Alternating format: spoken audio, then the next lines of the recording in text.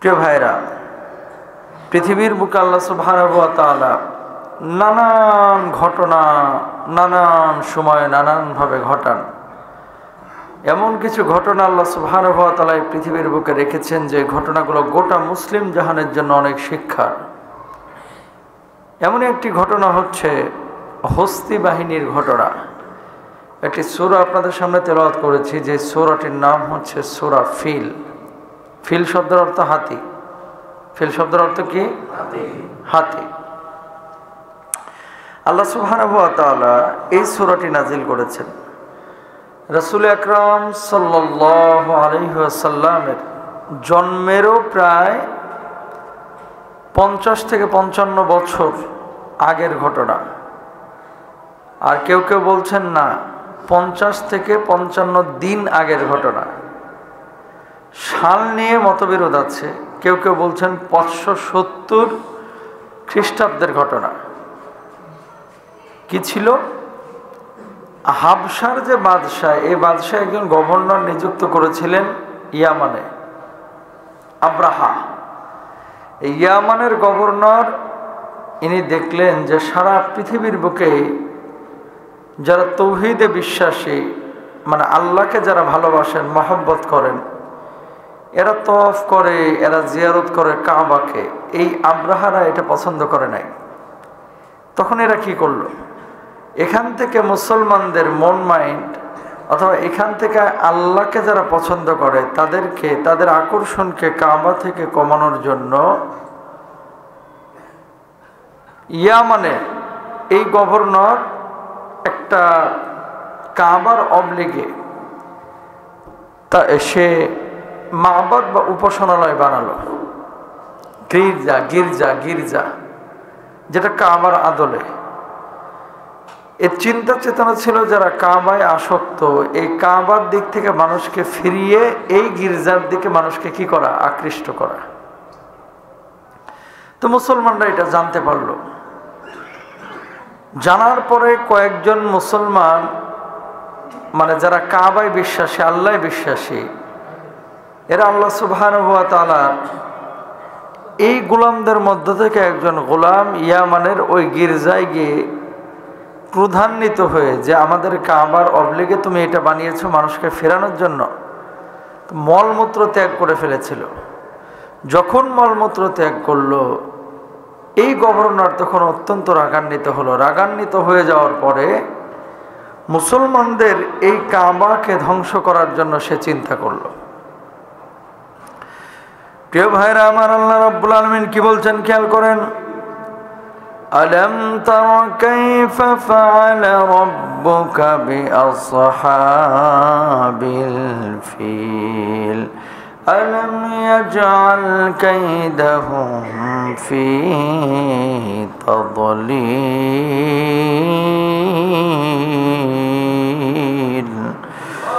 আল্লাহ রাব্বুল আলামিন বললেন, তুমি কি দেখোনি তোমার রব হস্তি অধিবাসীদের, অধিপতিদের কিরকম পরিণতি করেছিলেন?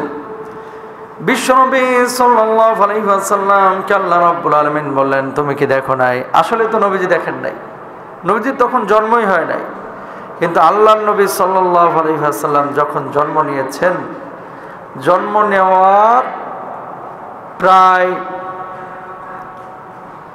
নেওয়ার পরে 4 থেকে 5 জন মানুষ এরকম দেখা গিয়েছিল যারা 120 বছর হায়াত পেয়েছিল, যারা হস্তি বাহিনীর ঘটনা সরাসরি সেই জামানায় দেখেছিলেন। আল্লাহু আকবার বলেন। নবীজি যখন জীবিত, আপনারা আমার কথা বুঝতেছেন কিনা? আমার কিন্তু খুব কষ্ট হচ্ছে কথাগুলো। এটা কি যেন ঝামেলা হয়েছে, এটা ধরা পড়ে না। মানে আওয়াজ, মাইকের খুব সমস্যা হচ্ছে, কি যেন একটা ঝামেলা, ধরা পড়ে না। এখানে মিক্সিং টিক্সিং এর কোনো ঝামেলা আছে মনে হয়। কথা যে বলতেছি মনে হচ্ছে আমার নিঃশ্বাস টাইনা নিচ্ছে মাইকটাই। এগুলোই না, এই যে এটাই ক্যাস ক্যাস ক্যাস ক্যাস করে, দেখছেন কোন নয়েজ নাই কিন্তু। আর আগে কথা বললে গুম গুম আওয়াজ হইতো, গোটা মসজিদ মজা পাওয়া যেত। আমি আলোচনা করে মজা পাইতেছি না, আপনারা শুনে মজা পাইতেছেন না। খালি গলায় কথা বললে এর চেয়ে ভালো লাগতো বেশি। আল্লাহ সহজ করুক, বলুন আমেন। চিল্লে সব কথা বোঝানো যায় না। এখন যদি ফার ফার করে চিল্লায় আপনি কিছু বুঝবেন না। এটা মাইকের সমস্যা, টেকনিক্যাল সমস্যা।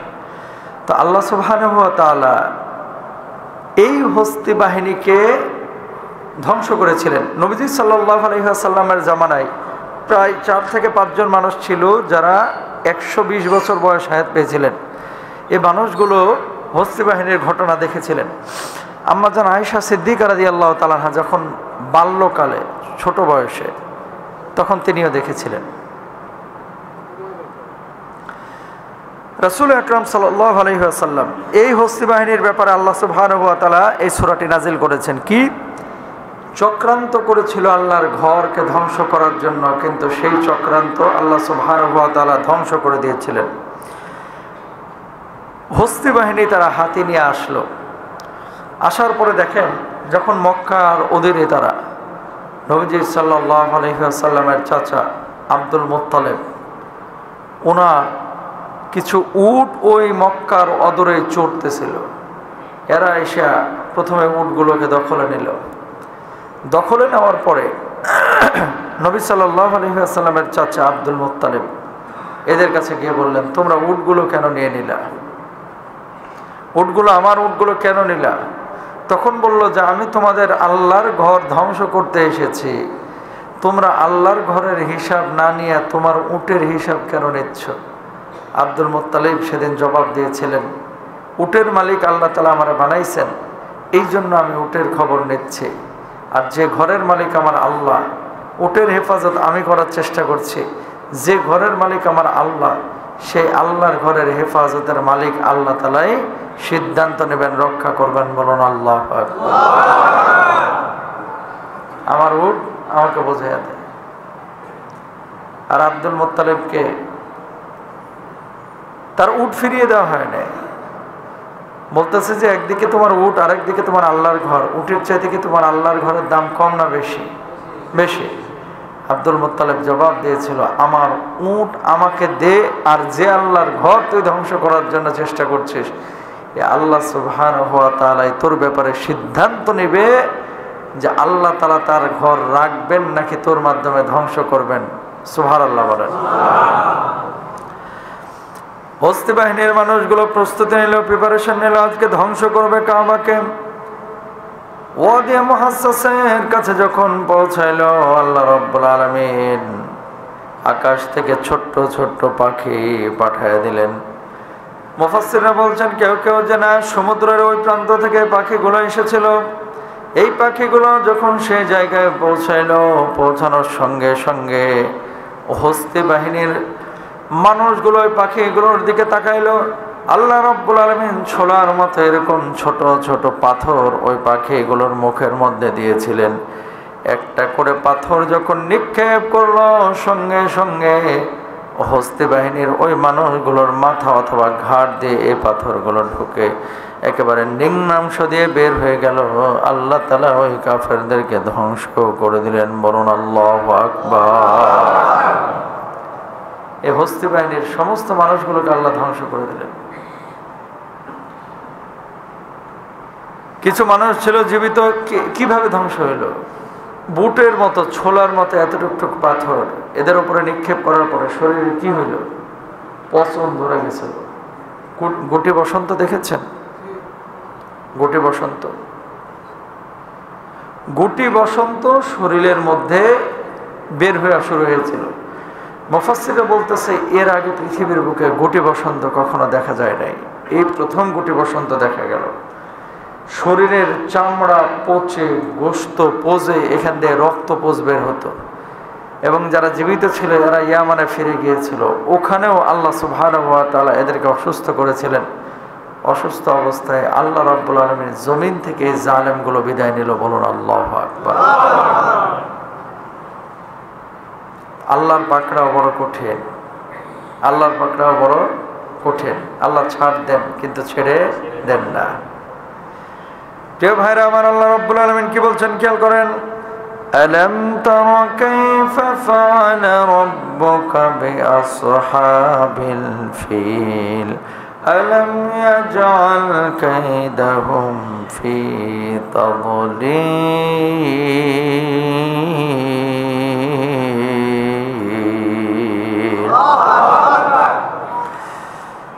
তুমি কি দেখো না যে তোমার রব হস্তি অধিপতিদের কিরূপ পরিণত করেছিলেন? তিনি কি তাদের চক্রান্ত ব্যর্থ করে দেন নাই? আল্লাহ রাব্বুল আলামিন এই জমিনে যে মানুষগুলো কোরআনের আইন বাস্তবায়ন করতে চায় না, কোরআনের বিপক্ষে অবস্থান নেয়, আল্লাহর বিপক্ষে অবস্থান নেয়, আল্লাহর সিদ্ধান্তের বিপক্ষে অবস্থান নেয়, আল্লাহ তাআলা এই মানুষগুলোর চক্রান্তকে দুনিয়ার জিন্দেগিতে ধ্বংস করবেন। কিছু মানুষ বোঝে, কিছু মানুষ বোঝে না, ঠিক কিনা? অবস্থান নেয়। কেউ যদি চক্রান্ত করে তার চক্রান্ত ধ্বংস হবে। আল্লাহর সিদ্ধান্তই এই জমিনে ইস্টাবলিশড হবে, আল্লাহর আইনই বাস্তবায়িত হবে, ঠিক কিনা? কখনো আল্লাহর বিপক্ষে দাঁড়াবেন না, ধ্বংস হয়ে যাবেন। পেয়ারা হাবিব সাল্লাল্লাহু আলাইহি ওয়াসাল্লামকে আল্লাহ রাব্বুল আলামিন এই কথা বললেন وَأَرْسَلَ عَلَيْهِمْ طَيْرًا أَبَابِيلَ।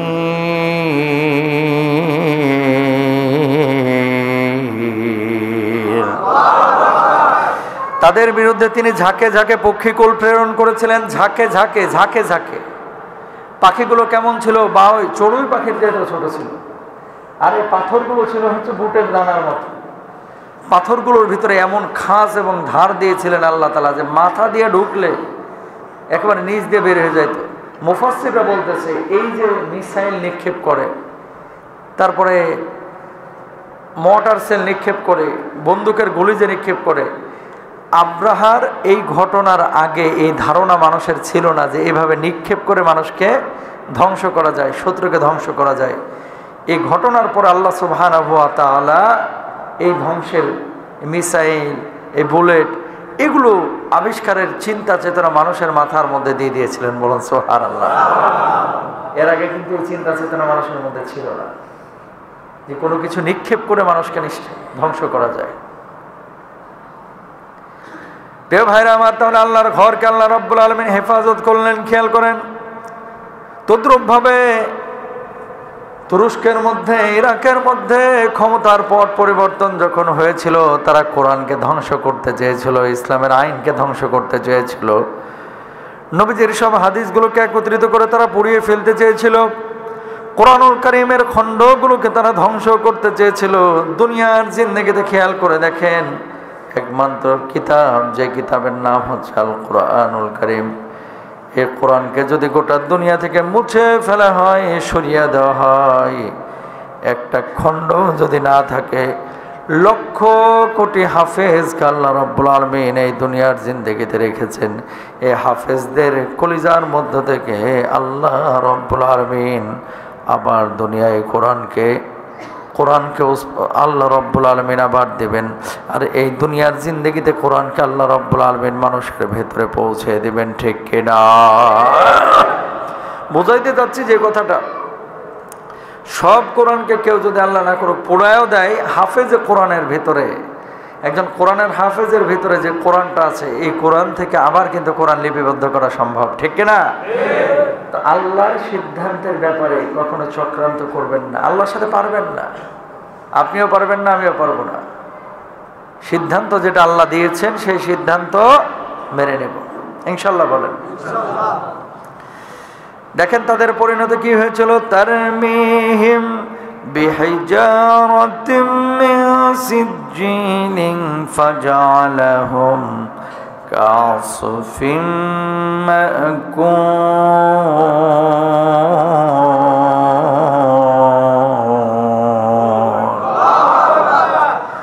যারা তাদের ওপর প্রস্তর কঙ্কর নিক্ষেপ করেছিল, অতঃপর তিনি তাদেরকে ভক্ষিত তৃণ সাদেশ করে দিয়েছিলেন। সুবহানাল্লাহ বলেন।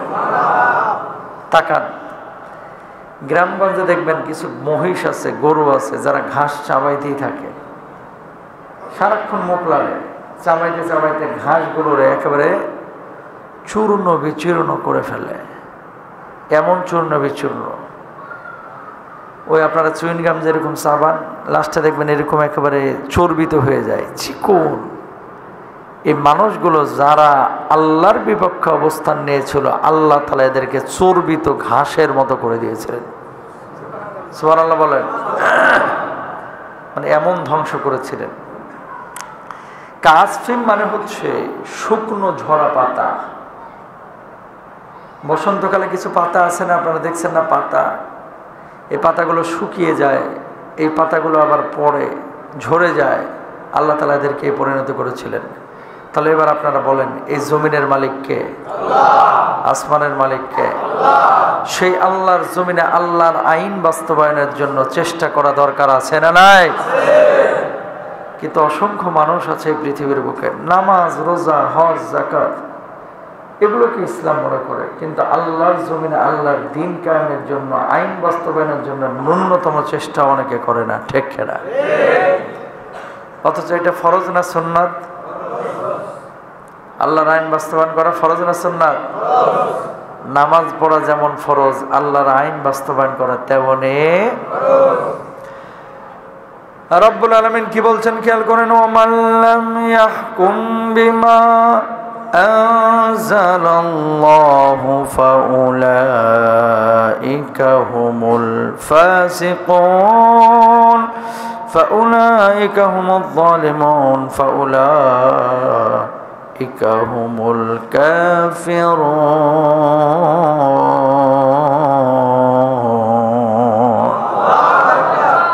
আল্লাহর আইন অনুযায়ী যারা বিচার কার্য পরিচালনা করে না, এরা কাফের, এরা জালেম, এরা ফাসিক, এরা বেঈমান, এরা গাদ্দার। নাউজুবিল্লাহ বলেন। দুঃখ লাগে ভাই, সৌদি আরবের বর্তমান পরিস্থিতি দেখি। গত সপ্তাহে দেখলাম এক জায়গায় পার্টি হচ্ছে, মহিলাদের নিয়ে নাচা গাওয়া অনুষ্ঠান হচ্ছে। বুঝে হোক না বুঝে হোক, রিয়াদের এই পার্টিতে দেখলাম পেছনে কাবার আদলে একটা ফ্রেমিং, কাবার আদলে কাবার মতো একটা চিত্র দেখা যাচ্ছে, আর এই কাবার চিত্রের সামনে তারা নাচ গান করতেছে। বুঝে শুনে কোনো ডিজাইনার যদি এই কাজ করে থাকে, আল্লাহ লানত, আল্লাহর গজব পড়বে ওই হারামখোরের ওপরে। ঠিক কিনা ভাই? এগুলো সহ্য করার মতো না। হুবহু ফেসবুক, ইন্টারনেট আপনারা অনেকে হয়তো দেখেছেন, মহিলারা ডান্স করতেছে, গান বলতে, পেছনে হচ্ছে পুরো কাবার আদলের ছবি, তা আবার সৌদি আরবে। হয়তো আগে বুঝে নাই, খেয়াল করে নাই, কিন্তু পরবর্তীতে এই কাজটা হয়েছে। যারা এই কাজটা করেছে, আল্লাহ এদেরকে হেদায়েত দেখ, যদি হেদায়েত নসিবে না থাকে যেন ধ্বংস করে দেখ আল্লাহ তাআলা, যদি বুঝে শুনে এই কাজ করে। কাবা সাধারণ কোনো ঘর না, কাবা হচ্ছে আমার আল্লাহর ঘর। যে ঘরের দিকে তাকাইলে মনের বাসনা পূরণ হয়, যে ঘরের দিকে তাকাইলে আল্লাহ রাব্বুল আলামিন গুনাহ খাতাগুলো মাফ করে দেন। যে ঘরের তওয়াফ করাটা আপনার উপর আবশ্যক হজ্জে, যে ঘর সমস্ত নবী আম্বিয়া আলাইহিস সালাতু ওয়াস সালাম জিয়ারত করেছেন, যে ঘরটা হচ্ছে পৃথিবীর সেন্ট্রাল পয়েন্টে, যে ঘরটা আসমান থেকে আল্লাহ সুবহানাহু ওয়া তাআলা বিশেষ ইশারায় এখন পর্যন্ত রক্ষণাবেক্ষণ করেছেন। বহুবার কাবায় হামলা হয়েছে ভাই, কাবা ধ্বংস হয় নাই, কাবা ধ্বংস হবেও না। দাজ্জাল পৃথিবীতে যখন আসবে, গোটা পৃথিবী এই প্রান্ত থেকে ওই প্রান্ত চষে বেড়াবে, কিন্তু এই দুইটা নগরীতে দাজ্জাল ঢুকতে পারবে না। এক নম্বর হচ্ছে মক্কায়, আর এক নম্বর হচ্ছে মদিনায়। ফেরেশতারা আটকে দেবে, এই দাজ্জালকে ঢুকতে দিবে না। তো সেই কাবা নিয়ে যদি কেউ তামাশা করে, সেটা সৌদি আরব হোক আর বাংলাদেশ হোক, দুঃখজনক হলেও সত্য। কিছু কিছু সময় দেখা যায় কি, দেখিবেন এই কাবার আদলে কিছু একটা বানায়া, ওখানে গাজীপুরে না কোথাও বাংলাদেশে হয়েছিল, এই তওয়াফের মতো আয়োজন করে। মক্কা মদিনায় যাওয়ার তো সামর্থ্য নাই, কাবার মতো কিছু একটা বানায়া তারপরে এই তওয়াফটা করে। সম্পূর্ণরূপে হারাম। কাবার তওয়াফের সাথে এটা তওয়াফ তুলনা করা, এটা কোনো মুসলমান করতে পারে না, এটা কাফের ছাড়া কেউ করতে পারে না। ঠিক কিনা? আল্লাহর নবীর নবুয়তের আগেও কাবা ছিল সম্মানিত, ইসমাইল নবীর আমলেও ছিল, ইব্রাহিম নবীর আমলেও ছিল। সুতরাং কাবা নিয়ে কেউ যেন দুঃসাহস না দেখায়, কাবা নিয়ে কেউ যেন বাদরামি, শেষরামি, ফাজলামি কেউ যেন না করে। অনেক সময় আপনারা কি করেন, বাড়ির এমন একটা জায়গায় কাবার ছবি রাখছেন, যে কাবার ছবিটা টেলিভিশনের পাশে পড়ছে, অথবা এমন একটা জায়গায় ছবিটা রাখছেন যে ছবিটার উপরে পা পড়তেছে, এমন একটা জায়গায় ছবিটা রাখছেন কাবার, যেই ছবির পাশে আবার হারাম একটা ছবি, নায়ক নায়িকাদের ছবি, গায়ক গায়িকাদের ছবি, আপনার ছেলে মেয়ের ছবি ঝুলায় রেখে দিয়েছেন। কাবা ঝুলিয়ে রাখার জিনিস না, কাবা হচ্ছে অন্তরের বিষয়। কথা বলেন না কেন? জায়নামাজে অনেক সময় কাবার ছবি দেখেন, টাইলসের উপরে কাবার ছবি দেখেন। নামাজের মধ্যে কাবাকে ফিল করবেন না, ফিল করবেন আল্লাহকে। বোঝেন নাই? এখানে আছে না ছবি? আছে, কাবার ছবি আছে এখানে, আছে না? আচ্ছা, অনেকে আপনারা নামাজের মধ্যে কাবার ছবিটাকে ফিল করতে চান। কাবার কোনো দাম নাই। কাবার দাম তখন যখন আল্লাহ সুবহানাহু ওয়া তাআলা বলেছেন যে এটা আমার ঘর। কাবা সম্মানিত, কাবা সম্মানিত আল্লাহর ঘর হিসাবে নামাজে দাঁড়ায়া কাবার ছবি না, ফিল করবেন কাকে? আল্লাহকে। সল্লু কামা রাআইতুমুনি উসাল্লি, সেভাবে নামাজ আদায় করো যেভাবে আমি নবী নামাজ আদায় করেছি। সুবহানাল্লাহ বলেন। তো কাবা জায়নামাজের বিষয় না, কাবা ছবি আকারে ঝুলিয়ে রাখার বিষয় না, কাবা হৃদয়ের সাথে সম্পৃক্ত বিষয়, ভালোবাসার সম্পর্ক। কাবাটা আল্লাহর ঘর, এই জন্য কাবাকে আমরা সম্মান করি, ইজ্জত দিই। কিন্তু নামাজের মধ্যে ভাবনা আসবে একমাত্র আল্লাহর। প্রিয় ভাইরা আমার, খেয়াল করেন, আল্লাহর হাবিব সাল্লাল্লাহু আলাইহি ওয়াসাল্লাম মক্কা বিজয়ের পরে, যখন মক্কা বিজয়ের পরে প্রবেশ করলেন, সব মানুষগুলোকে ক্ষমা করে দিলেন, সাধারণ ক্ষমা ঘোষণা করলেন। সাধারণ ক্ষমা ঘোষণার পরে নবীজি সাল্লাল্লাহু আলাইহি ওয়াসাল্লাম কাবার মধ্যে ঢুকলেন। আল্লাহর নবী সেখানেও দেখতে পেলেন শত শত মূর্তি রাখা আছে। মূর্তিগুলোকে এক একটা করে ভেঙে ফেললেন আর ঘোষণা করছিলেন, কুল জাল হক ওয়া যাহাকাল বাতিল, সত্য এসেছে, মিথ্যা পরাভূত হয়েছে, ধ্বংস হয়েছে। বলুন আল্লাহু আকবার। সত্য এসেছে, মিথ্যা ধ্বংস হয়ে গেছে। মিথ্যা ধ্বংস হওয়ারই কথা। যেই মূর্তিকে আল্লাহর নবী সাল্লাল্লাহু আলাইহি ওয়াসাল্লাম ভাঙলেন, কাবার মধ্যে ছুঁড়ে ফেললেন, সেই মূর্তির পূজা বাংলাদেশে এখন ঘরে ঘরে হচ্ছে। বুঝে হোক না বুঝে। বাপ মারা গিয়েছে, বাপের ছবি কেন ঝুলে রাখতে হবে? আব্বা মারা গিয়েছে, আব্বার জন্য দোয়া করবেন, আব্বার জন্য নামাজের পরে কান্নাকাটি করবেন, আব্বার জন্য আল্লাহর কাছে ফরিয়াদ করবেন। বাড়ি বানিয়েছেন সুন্দর, এই বাড়ি বানানোর তৌফিক দিয়েছেন কে? আল্লাহ। জোরে বলেন। আল্লাহ। কিছু লোক আছে বাড়িটা বানানোর পরে, আল্লাহ তো আমার তৌফিক দিয়েছে, বাড়ির গেটের সামনে লেখা রাখেন সুবহানাল্লাহ, আলহামদুলিল্লাহ, আল্লাহু আকবার, রাখতে পারেন, একটা মানুষ যেন পড়িয়া ঢুকতে পারে, ঘরে ঢোকার দোয়া। আর আপনার দাড়ি কামানো ভেটকানো ছবি এখানে বড় করে রেখে দিয়েছেন, ডিপ জলের মতো দেখা যায়। এই ছবি দেখে দেখে আপনার বাড়িতে ঢুকতেছে, হারাম করতেছে। ছবির মধ্যে কোনো কল্যাণ নাই, ছবির মধ্যে কল্যাণ নাই। কল্যাণ হচ্ছে দিনের মধ্যে, ইসলামের মধ্যে, ঠিক কিনা? অনেক লোক এই কাজগুলো করে। হিন্দুদের মতো ফুলের একটা তোড়া বাপমার দুইটা ছবির পাশে সারাক্ষণ ঝুলায় রাখে, মাঝে মাঝে আগরবাতিও দেয় ওই ছবির পাশে। টাটকা শিরিক, কোনো স্থান নাই এগুলো। বাড়ির মধ্যে যত ছবি আছে, আর কিছু লোকও আছে, নতুন বাপ হয়েছে, মা হয়েছে, ছেলের নুনু বাইর করা ছবি ফটো তুলে, পিচ্ছি পোলার ওই ন্যাংটা ছবি ঝুলে রাখে। কথা কর না কেন? এই ন্যাংটা ছবি ফেসবুকে দিয়ে রাখে। আপনারা তো পুরুষ মানুষ, এজন্য বলেই দিলাম কথাটা। ন্যাংটা ছবি পোলাপানের এই তুলে যে আপনারা ঝুলে রাখেন, ঘরে বরকত আসে না, জানেন এটা? আল্লাহর হাবিব সাল্লাল্লাহু আলাইহি ওয়াসাল্লাম বলেছেন, যেই ঘরের মধ্যে ছবি ঝুলানো থাকে ওই ঘরের মধ্যে ফেরেশতা আসে না। আর যেই ঘরের মধ্যে সারাদিন ফেসবুকে ইউটিউবে নাচ গান দেখা হয়, ওই ঘরে তো রহমের ফেরেশতারা এসে জ্যাম লেগে যায়। কথা কয় না? সারাদিন যে ঘরের মধ্যে গান বাজনা ইউটিউব ফেসবুক থেকে দেখা, ওখানে রহমের ফেরেশতারা জ্যামে দাঁড়ায় থাকে, জ্যাম লেগে যায়। ছবি টবি গান বাজনা কোনো কিছু ঘরের মধ্যে রাখবেন না, ইনশাল্লাহ বলেন। 5ই আগস্টের আগে বাংলাদেশের চিত্র ছিল একরকম। বিভিন্ন মোড়ে মোড়ে দেখেন, বাংলাদেশের স্বাধীনতা সার্বভৌমত্বের জন্য যাদের অবদান আছে তাদেরকে অস্বীকার করার সুযোগ নেই। আবার জালেমদেরকে পিয়ারি বানানো বা সম্মান দেওয়া, সম্মান ইজ্জত দিয়ে তাদেরকে কলিজায় টানারও সুযোগ নেই। বঙ্গবন্ধু বঙ্গবন্ধুর জায়গায় সম্মানিত, জিয়াউর রহমান জিয়াউর রহমানের জায়গায়, আল্লামা মতিউর রহমান মিজানী রহিমাহুল্লাহ মতিউর রহমান নিজামী, গোলাম আজম সাহেব, তারা দুনিয়া থেকে বিদায় নিয়েছে। আল্লাহর জমিনে আল্লাহর দিন কায়েমের জন্য যারা চেষ্টা চালাইছে, সম্মানিত মানুষদের সম্মান দেওয়া এটা আপনার আমার ইমানি দায়িত্ব, নৈতিক দায়িত্ব। কিন্তু মূর্তি বানায়া ওই ঝোলায় রাখবেন, মূর্তি বানায়া মোড়ে মোড়ে লাগায় রাখবেন, ইসলাম এই কাজ কখনো সমর্থন করে না। ঠিক কিনা? এটা সমর্থন করে না, কখনো না। বাংলাদেশের কিছু মানুষ দলিল দেয়, সৌদি আরবে দেখছি, ইরানে দেখছি, তুরস্কে দেখছি। ইরান তুরস্ক কি কোরআন হাদিসের দলিল, নাকি কোরআন হাদিসের মধ্যে আল্লাহ তাআলা যা বলেছে সেটা দলিল? যেটা কোরআনে আছে, হাদিসের মধ্যে আছে, সেটাই দলিল। মূর্তি দিয়ে কখনো কোনো মানুষকে সম্মান যদি কেউ প্রদর্শন করতে চায়, এটা আহাম্মুখী, এটা মূর্খতা, এটা জাহালাত। মূর্তি দিয়ে কখনো সম্মান হয় না। থাকার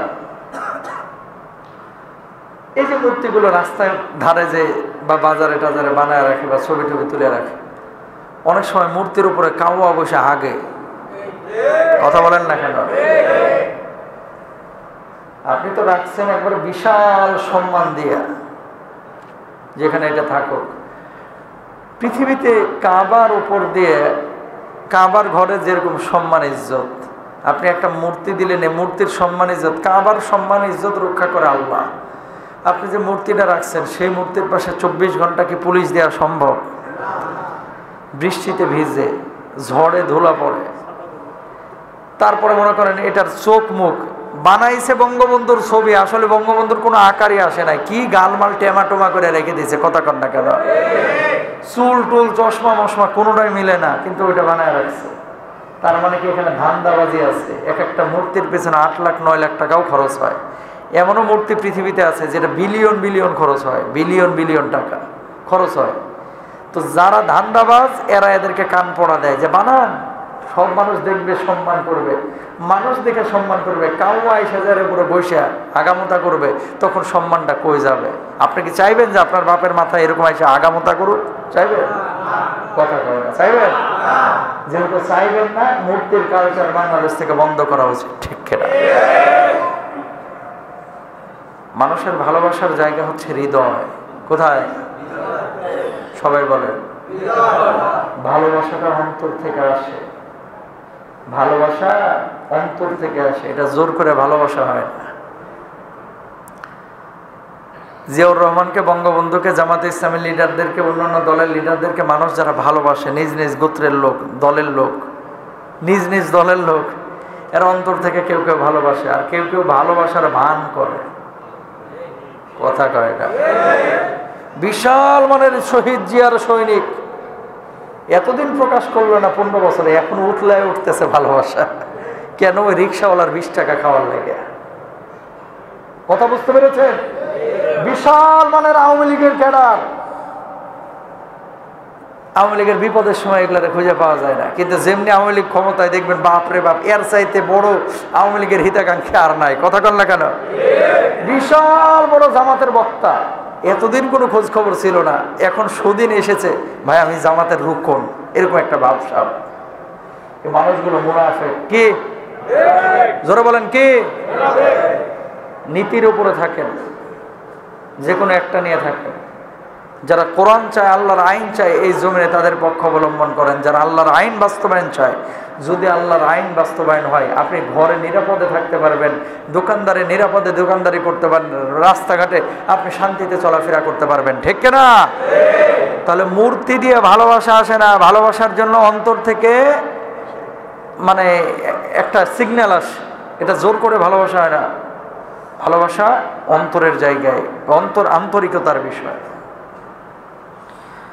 বিশৃঙ্খলা কখনো করবেন না, মানুষের উপরে কখনো জুলুম করবেন না। জুলুম বিশৃঙ্খলাকারীদেরকে আল্লাহ তাআলা পছন্দ করেন না। ইন্নাল্লাহা লা ইউহিব্বুল মুফসিদিন। ন্যায় অন্যায় এটা আপনিও বোঝেন, আমিও বুঝি। এই যে মনে করেন সারা বাংলাদেশে এখন আলোচ্য বিষয় কি? অটো চালকদের এই যে অবরোধ 2 দিন পর পর, কালকেও করছে, পরশু দিনও করছে। কি পরিমাণ যে হ্যাসেল ঢাকার মানুষ। আর এই কেন যেন অন্তর্বর্তীকালীন সরকারের এই সময় কিছু হইলে খালি রাস্তা অবরোধ করে।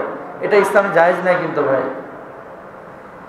আপনার অধিকার আপনি যারা বন্ধ করেছে তার কাছ থেকে বুঝে নেন। আর আমার একটা জিনিস বুঝে আসে না, হাইওয়েতে যখন আপনারা, এখানে অটো চালক, এখানে আপনার অনেক মুসল্লি আছে, সিম্পল হিসাব, আপনি হাইওয়েতে অটো চালালে আপনারা যদি নিষিদ্ধ করে রাইট আছে, আপনি এলাকার ভিতরে চালান, এটা আপনার জন্য ঠিক আছে। হাইওয়েতে চালাইলে আপনার জন্য ক্ষতিকর। কেন জানেন? গাড়ির স্পিড আর আপনার অটোর স্পিড এক না। গাড়ির লুকিং গ্লাস, গাড়ির লাইট, আপনার অটোর লাইট এক না। অ্যাক্সিডেন্ট বেশি হবেন এবং ক্ষতিগ্রস্ত প্রাইভেট কারওয়ালা ট্রাকওয়ালার চাইতে আপনি বেশি হবেন। কথা বলেন না কেন?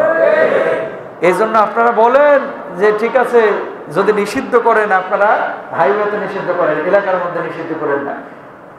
কারা নীতি নির্ধারক? আর আপনি সমস্ত মানুষকে কষ্ট দিয়ে আসলে আটকায় দিবেন, উত্তর আটকায় দিবেন।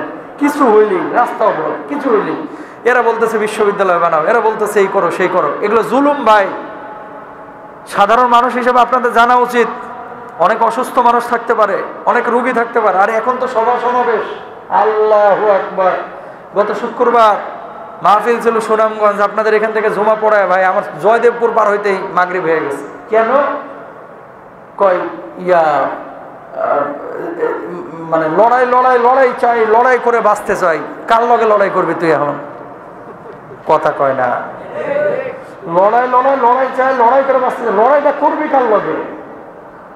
এই সমস্ত ফাইজলামি বন্ধ করেন মিয়া। আপনি যেই দলেরই হন না কেন, সভা সমাবেশ অবশ্যই করবেন, জায়গা মতো যান। রাস্তা আটকাচ্ছেন কেন? রাস্তা আটকায় কত মানুষকে কষ্ট দিচ্ছেন। এই প্রত্যেকটা মানুষের অভিশাপ আপনার উপরে লাগবে। ঠিক কেনা বাইরে হাজার হাজার মানুষ, কি যে কষ্ট। কিছু হইল রাস্তা অবরোধ কেন রে ভাই? নবীজি কি বলতেছেন এবার খেয়াল করেন। আল্লাহ নবী সাল্লাল্লাহু আলাইহি ওয়াসাল্লাম বলছেন, রাস্তার ভিতরে কষ্টদায়ক একটা যদি কলার খোসাও পড়ে থাকে, খেয়াল করেন রাস্তার ভিতরে কি পড়ে আছে? কলার একটা খোসা পড়ে আছে। নবীজি বলতেছে এই কষ্টদায়ক জিনিসটাকে তুমি দূরে সরাইয়া দাও, ফেলাইয়া দাও, তুলে অন্য স্থানে ফেলো। আর আমাদের দেশে কলার খোসা তো দূরে সরানোর কথা, দূরের কথা, পারে না রে। কলার খোসা না, রেল লাইন তুলে উপড়ায় ফেলায় দেয়। কথা বলেন না কেন? কেন রেল লাইন উপড়ায় ফেলায়? যাতে করে রেল আসতে না পারে। কোথায় পাইছেন এগুলা? শুনেন, আপনি বলবেন যে হুজুর আপনি যে এখানে ওয়াজ করতেছেন বলতেছেন, কয়জনে শুনবে? অ্যাটলিস্ট অন্তত আমার মহল্লার এই মসজিদের মুসল্লিরা সচেতন হন ভাই। আবারও বলি, আপনার এই অবরোধের কারণে যদি 500 অসুস্থ রোগী কষ্ট পায় হসপিটালে যাইতে, ছোট ছোট বাচ্চা নিয়ে অনেকে বের হয়েছে, এই 500 মানুষের অভিশাপ কিন্তু আপনার উপরে লাগবে। ঠিক কেনা? হুজুর হোক, বক্তা হোক, অনেক সময় ইসলামী আন্দোলনের ভাইরা যারা হুজুর হুজুর বলতে যে জুমার নামাজের পরে মিছিল করে না, অবশ্যই করবেন মিছিল। রাস্তার একটা সাইড দিয়ে যান, আর একটা সাইড ছাড়িয়ে দেন না, গাড়িগুলো যাক। কারণ এলান নাই। আপনি যদি আগে এলান দিতেন যে আগামীকাল 2 ঘন্টায় রাস্তাটা বন্ধ থাকবে, মানুষ বিকল্প রাস্তায় যাইতে পারত। এলান নাই, জুমার নামাজের পরে জামগড় আটকায় দিচ্ছে। এবারের সংগ্রাম, স্বাধীনতার সংগ্রাম চলতেছে। লড়াই লড়াই লড়াই চাই, লড়াই করে বাঁচতে চাই। কেউ নাই, কার লগে লড়াই করবে? ফাঁকা মাঠে বলি এই সমস্ত জিনিস করা যাবে না। আবারও বলে এই সমস্ত জিনিস করা যাবে না। এটা ইসলাম না, এটা দিন না যে আরেকজন মানুষকে কষ্ট দিয়া রাস্তা বন্ধ করে আপনি সাধারণ মানুষের জিম্মি করে কোনো দাবি আদায় করবেন, এটা না। যারা নীতি নির্ধারক তাদের কাছে গিয়ে আপনারা আন্দোলন করেন। ইনশাল্লাহ বলেন। কষ্ট দিবেন মানুষকে? দিবেন? কেউ কেউ মনে মনে বলতেছে হুজুর মনে হয় বেশি পেঁচে পড়ছিল কালকে। শুধু হুজুর পড়ে নাই, হুজুরের মতো হাজার হাজার লোক পড়ছে। আপনার আশপাশও দেখেন গা। বুঝতে পেরেছেন? তাহলে আল্লাহ সুবহানাহু ওয়া তাআলা চক্রান্তকারীদের চক্রান্তকে নস্যাৎ করবেন। রাস্তাঘাটের কিছু আদব আছে, যখন চলবেন ডান পাশ দিয়ে চলবেন, মানুষকে দেখা হলে সালাম দেবেন। কষ্টদায়ক কোনো জিনিস পড়ে থাকতে দেখলে এটা ফেলাই দেবেন, তুলে ফেলাই দেবেন। খোঁড়া ভাঙা চূড়া কোনো জিনিস যদি দেখেন, অনেক সময় আপনারা বিল্ডিং ভাঙেন, বিল্ডিংয়ের কিছু আবর্জনা থাকে, এটা চাইলে আপনি আপনার রাস্তার গর্তটা বন্ধ করে দিতে পারেন, করে না, ওটা নিয়ে যা ডাস্টবিনে ফেলে, তারপরেও গর্ত জায়গায় ফেলে না। কেন? এটা মেম্বার সাহেবের কাজ, এটা চেয়ারম্যান সাহেবের কাজ। আমার নবী কি বলতেছেন খেয়াল করেন। ওই গর্তটা ভরাট করার কারণে যে 500 মানুষ, 500 রিক্সাওয়ালা, ভ্যানওয়ালা, অটোওয়ালা, এরা যে উপকারটা পাইল, যত মানুষ ওই পথ দিয়ে হেঁটে যাবে প্রত্যেকটা কদমে কদমে আল্লাহ তাআলা তার আমলনামায় সওয়াব লিখে দেবে। আর কিভাবে বুঝাবো? এটা তো টাকা লাগতেছে না। আপনার এলাকাতে অনেকে কনস্ট্রাকশনের কাজ করে, যদি একটা ইটের টুকরা অথবা এই যে রাবিশ টাবিশ যেগুলো আছে এগুলো নিয়ে এসে আপনি গর্তটাকে কি করে দিলেন? ভরাট করে দিলেন।